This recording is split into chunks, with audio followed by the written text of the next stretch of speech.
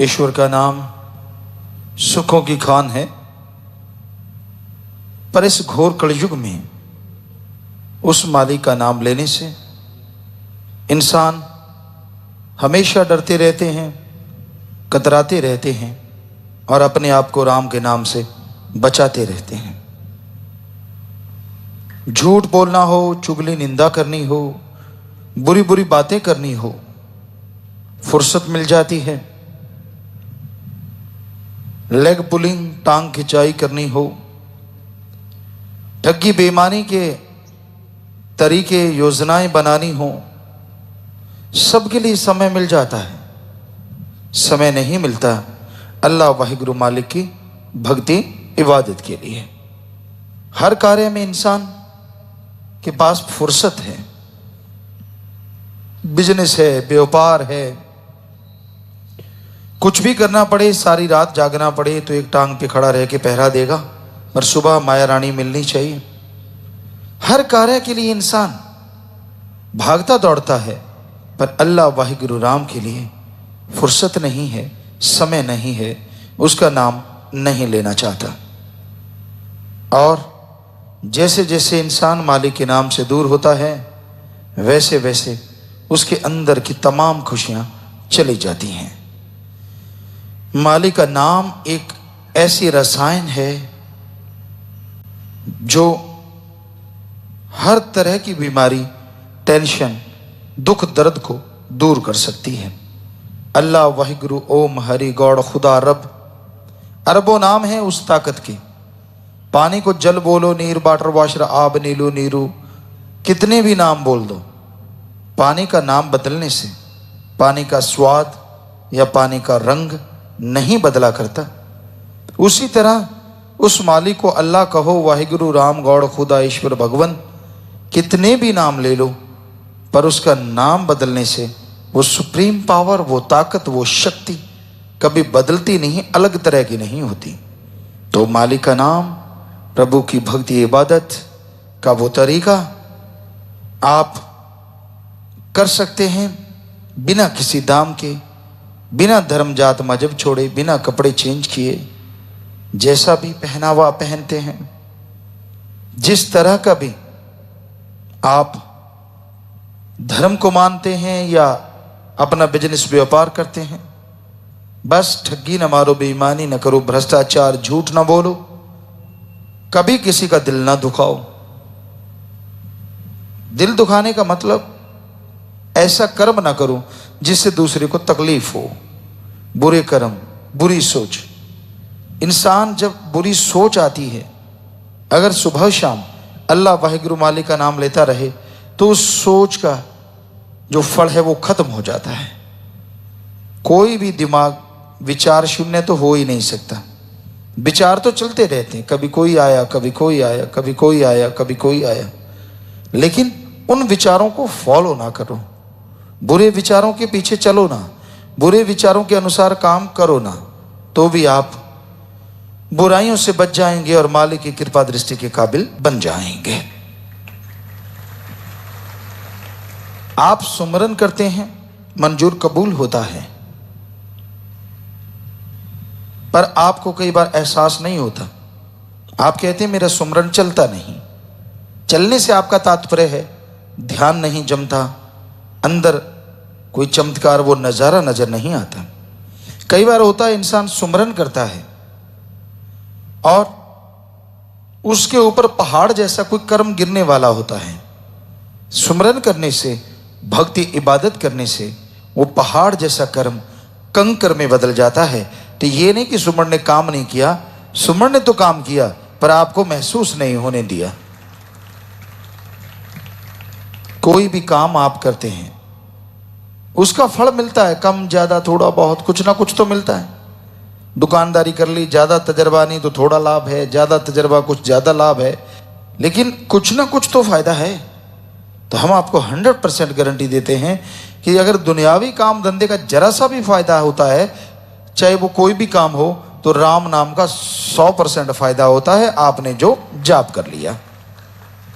Guaranteed है, 101% आपको guarantee देते हैं।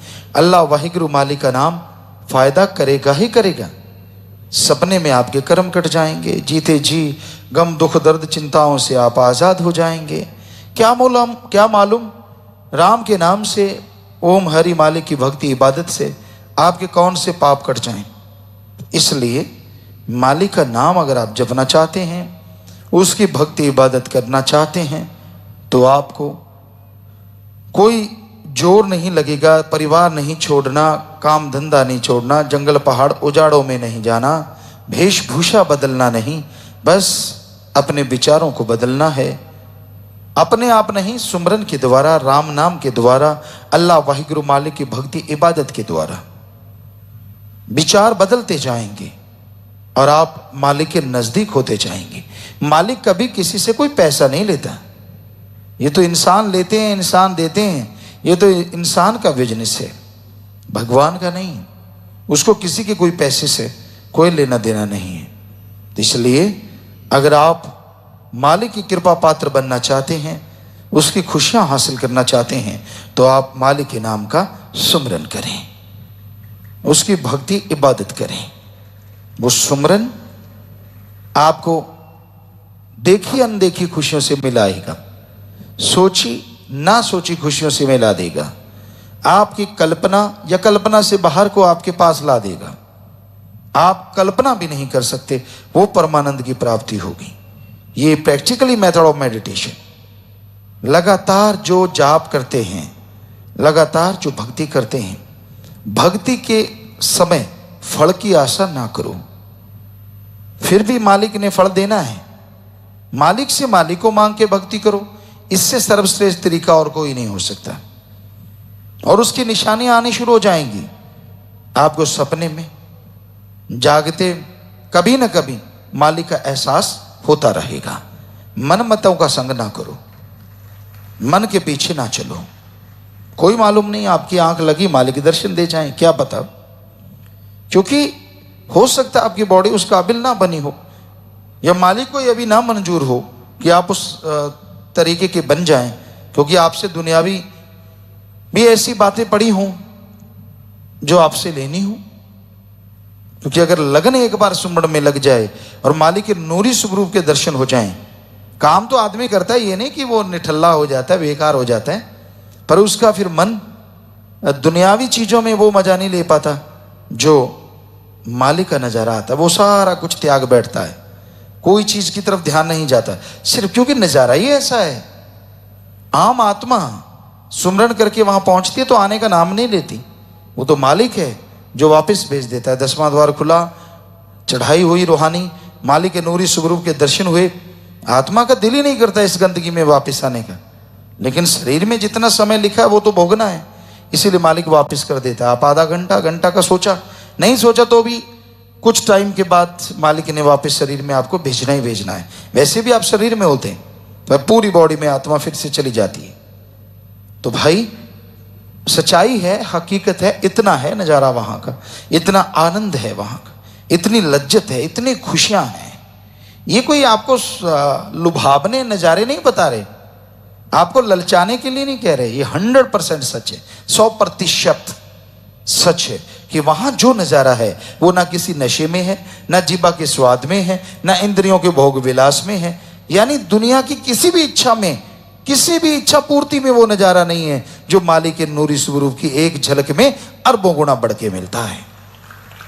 ऐसा है भगवान, तो उसको पाना है, जरूर सुमरन करते रहिए। वो दर्शन देंगे, किस रूप में देते हैं ये उनकी मर्जी है, लेकिन संत पीर फकीर गुरु के रूप में भी दर्शन दे सकते हैं। वो अपने नूरी स्वरूप में दर्शन दे सकते हैं, वो लाइट प्रकाश के स्तंभ के रूप में दर्शन दे सकते हैं। वो मर्जी के मालिक है। इंसान कहता नहीं मेरी मर्जी, नहीं तेरी मर्जी नहीं। हाँ, अगर आप अपने गुरु पीर फकीर पे पूर्णतः यकीन दृढ़ विश्वास करते हैं, हो सकता है मालिक उस स्वरूप में आके नूरी दर्शन दे जाएं या वैसे दर्शन दे जाएं। ये तो आपके यकीन की है बात कि आप किस पे यकीन करते हैं। तो भाई ये राम नाम की महिमा है, इसे अकल इल्म वाले नहीं पढ़ सकते, क्योंकि जो पढ़ के कड़ जाते हैं, सारा दिन दूध कड़ता रहता है, उस पे मलाई आ जाती है और उसे उतार लो तो घी भी नहीं आता, जरा सा आता है नाम मात्र। तो उस तरह कईयों का पढ़ पढ़ के कट जाते हैं। उनको मालूम होता है इतना फिर वही का वही, इतना फिर वही का वही, इतना फिर वही का वही, कोई फर्क नहीं पड़ता, गलती करते रहो, बुरे कर्म करते रहो, क्या है, कुछ नहीं होता। ऐसी फजूल बातें। ये है मन, शरेआम मन।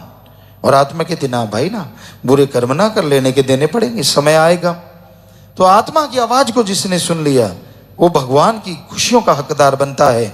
और वो खुद ही नहीं, परिवार कुलों का भी उद्धार होता है और दोनों जहां की खुशियों से माला माल हो जाता है।